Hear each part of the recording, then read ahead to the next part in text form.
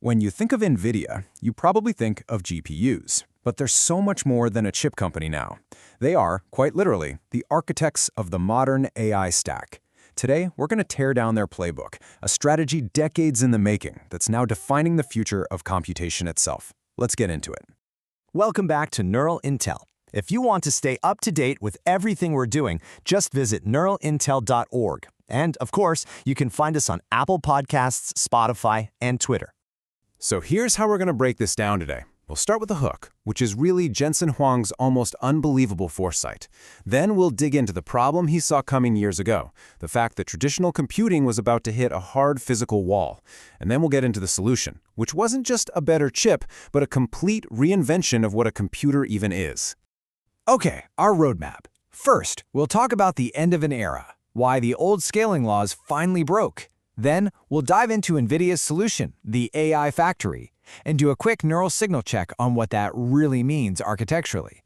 After that, we have a great case study on the CUDA mode, and we'll wrap up by looking at their vision for the future, the agentic flywheel.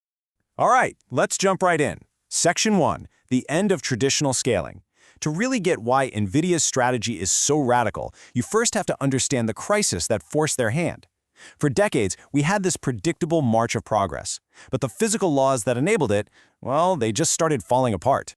At the heart of the issue, you've got Amdahl's law. And really, it's a simple idea. It just says that if you have a workload, you're always going to be limited by the part of it that has to run sequentially. You can throw infinite processors at the parallel part, but you're still stuck waiting on that single-threaded piece. It's the ultimate bottleneck. And it means just adding more cores eventually gives you almost zero return. And Jensen has this perfect, really intuitive way of explaining it. He says, look, if your main compute task is only 50% of the problem, you could make it infinitely fast, and you've only made the whole thing twice as fast. That's it. The bottleneck just moves. It shifts over to networking, or memory access, or storage. You haven't really solved the system-level problem. So here's the bottom line. Everyone knows Moore's law slowed down. But the real nail in the coffin was something called Dennard scaling. That was the magic that said as transistors get smaller, their power density stays constant. Well, that broke. And once it did, you couldn't just shrink chips for more performance without paying a huge price in heat and power consumption. The old playbook was officially closed. So what do you do when you hit a wall like that? Well, if you're NVIDIA, you don't just try to find a way around it. You decide to build something fundamentally different. And that brings us to their radical solution. The AI factory. The whole strategy is built on this philosophy they call extreme co-design. This is the key. It's not about making a faster GPU in a vacuum. It's about designing and optimizing the entire stack as one single product. That means the GPU and CPU, the memory and networking, the power and cooling, the system software, all the way down to the physical rack itself. It is all one cohesive computer. And this leads to a massive conceptual shift. In the old model, the fundamental unit of compute was the chip. But in NVIDIA's new model, the unit of compute is the entire data center rack. Think about that for a second. The whole rack is the computer. This one idea has absolutely profound implications for system architecture. Okay, that brings us to our neural signal check. This is where we cut through the noise and look at why this actually matters for those of you building and deploying these systems. Okay, so here's the signal. This is way more than just a hardware upgrade. What's happening is a fundamental shift in how supercomputers are produced.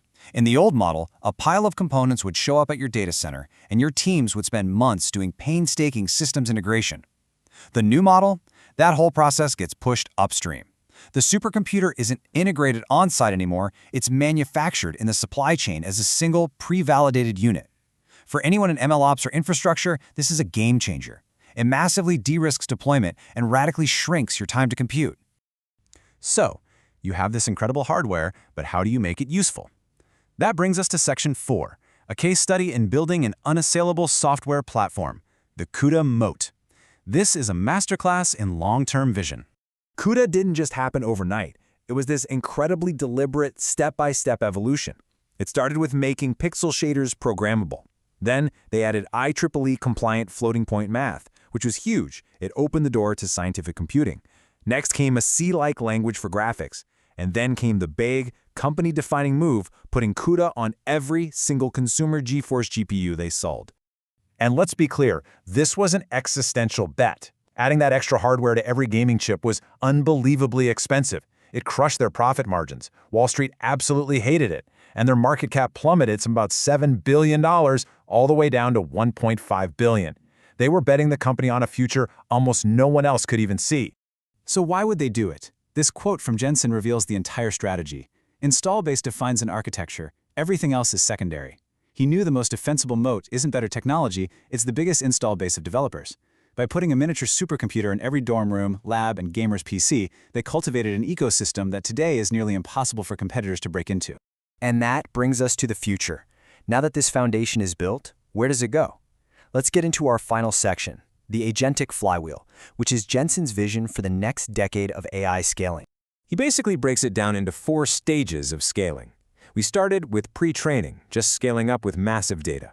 Then we moved to post-training, refining models with high-quality and synthetic data. Right now, we're in the era of test-time scaling. That's all the compute-intensive reasoning and planning. But the final phase is agentic scaling. That's where a single AI can spawn entire teams of sub-agents to go solve problems, effectively multiplying its own intelligence. And this is where the flywheel really starts to spin.